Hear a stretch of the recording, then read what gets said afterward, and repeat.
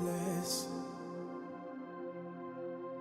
Hello, hi guys, welcome back, welcome back. I'm so glad to have you people back on my channel. I think I'm audible enough for you to hear me. I just hope we didn't miss our talk season. Last week it was just daily man said I should drop song for last week. That's why I had to do that worship section, and I hope it's blessed you people very much. I hope it really does. So today there's a Christian means I really want to break, and there's a table I want to shake today. There's a table I really want to just shake. And it's this thing that we've always been taught, and I believe is a teaching that they will tell us just to do the will of God. Don't ask God for anything. Just do his will, and he will give you. He will just give you whatever you want. Just continue to do his will, continue to do his work. My brother and my sister, I'm here to just shake table today. I'm sorry. I'm here to shake table. I've been ruminating on God. What do you have me? What would you have me say? What would you have me say to your people? What would you have me tell people this particular day? What would you have me, yes, bring out to you people? And then he dropped that thing into my heart. He brought that scenario that a whole lot of us have been bamboozled. Let me just put it. We've been bamboozled and been taught to just, we should just pray for souls, and it's not a wrong thing. We should pray for revival. We should pray that the kingdom of God be established upon the earth. We should pray that men begin to love Jesus. But we should never pray about our needs. Yes, we should never pray about our needs. That we should just put that one aside and focus on kingdom. Very fine. That's exactly what it is about. But let me tell you something. I believe to a degree that word that they've taught us, what they've taught us is not 100% correct. I'm sorry to say something that is out of the box. A lot of times people say, don't pray about this thing. Don't pray about your personal needs. Don't pray about whatever you need. God knows you need it. The way there's a Bible verse that says look at the sparrows, they have no care. Look at the lilies, they are even much more beautifully gathered than the way Solomon is even gathered. Yet this and this, and God is the one looking after them, and all sorts like that. But when it comes to, as he said, do not worry for nothing. If God can provide for the fowls of the air, he will surely provide for you. Then focus on kingdom matters. I'm not saying it's not true. I'm not saying whatsoever it is, because it is our Lord Jesus Christ that says something like that. I'm not saying it is not true. But to some extent, the thing I've learned during my Christian journey, and I won't lie, is that a whole lot of us, we've been one-sided about a whole lot of things. When we are taught something, we try to divert totally to that thing and think that other stuffs are irrelevant. We feel that some other things are irrelevant, then we begin to focus on a particular thing. I remember when you just come, when you give your life, they will tell you to pay more attention to your spiritual life, rather, whereas your financial life is suffering, your physical life is suffering, your relationship with people is suffering. You are just a spiritual brother, you are just a spiritual sister who doesn't know how to take care of, who doesn't know how to speak, who has a bad character, but yet is working in power and everything.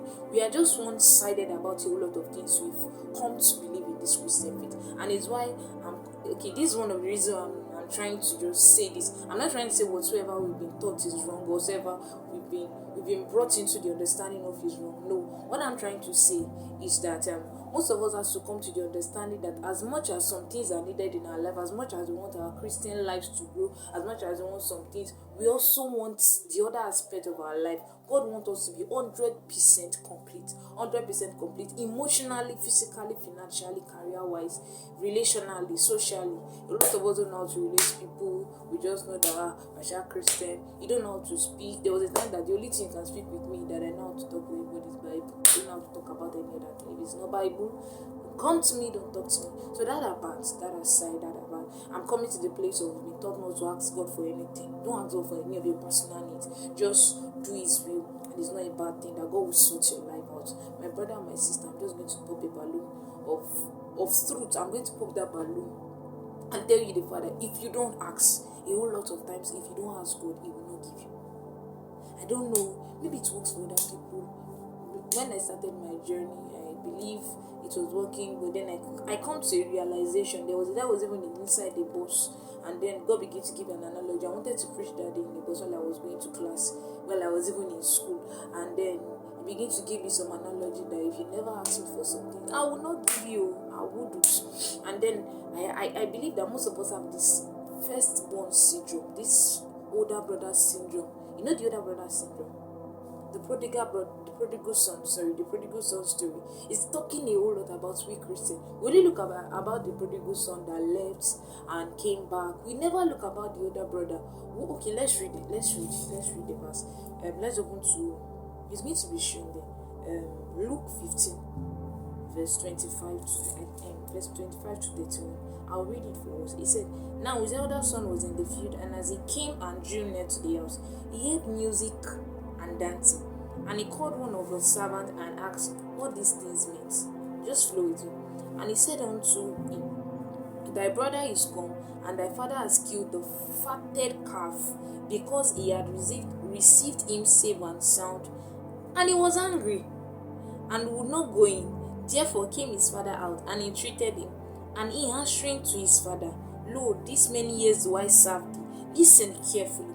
"These many years do I serve thee, neither transgress I at any time thy commandment. Yet thou never gavest me a kid, that I might make merry with my friends. But as soon as this thy son was come," look at this, "which had devoured thy living with harlots, thou hast killed for him the fatted calf." Now look at 31. Look at what God said. He said, the father in this instance is God with his children. "And he said unto him, Son, thou art ever with me, and all that I have is thine." That's where I'm just going to stop. He said, "You are always with me. Everything I have is your own." But the reason why you never have is because what? You never ask. How would you have when you don't ask? That verse came to me while I was just about to speak about this, when God dropped it in my heart. I was just like, that's so true. You will never have because you have never asked. You are like that firstborn in that story we just read. You tell God, look at that unbeliever, look at that guy that is not even as serious as I am. How many souls has he won for?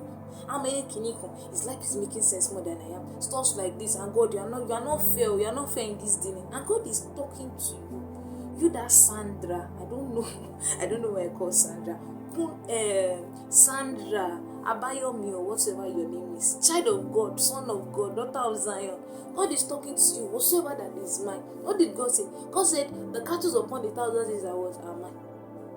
Silver and gold are mine. So they are yours if you can ask. If you never ask, you will never have. So what happened with the prodigal son? He went to meet his father. Give me my share of your will.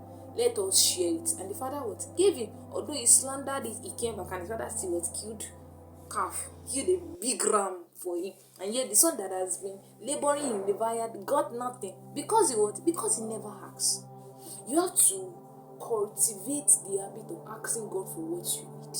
As much as you pray for souls, as much as you pray for his kingdom, all of us, as much as we pray for revival, and that our friends that don't know him will know him, as much as we want his kingdom to be established, as much as all of us want to go to heaven and receive the crown of life.